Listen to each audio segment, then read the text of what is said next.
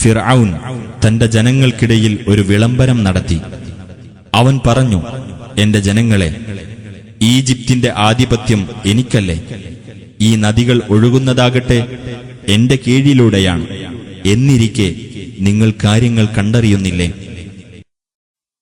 അല്ല, ഹീനനായിട്ടുള്ളവനും വ്യക്തമായി സംസാരിക്കാൻ കഴിയാത്തവനുമായ ഇവനേക്കാൾ ഉത്തമൻ ഞാൻ തന്നെയാകുന്നു. അപ്പോൾ ഇവന്റെ മേൽ സ്വർണവളകൾ അണിയിക്കപ്പെടുകയോ ഇവനോടൊപ്പം തുണയായിക്കൊണ്ട് മലക്കുകൾ വരികയോ ചെയ്യാത്തതെന്താണ്?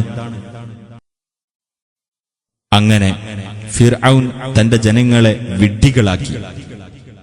അവർ അവനെ അനുസരിച്ചു. തീർച്ചയായും അവർ അധർമ്മകാരികളായ ഒരു ജനതയായിരുന്നു.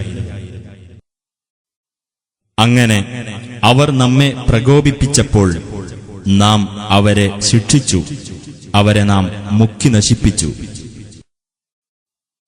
അങ്ങനെ അവരെ പൂർവമാതൃകയും പിന്നീട് വരുന്നവർക്ക് ഒരു ഉദാഹരണവും ആക്കി തീർത്തു.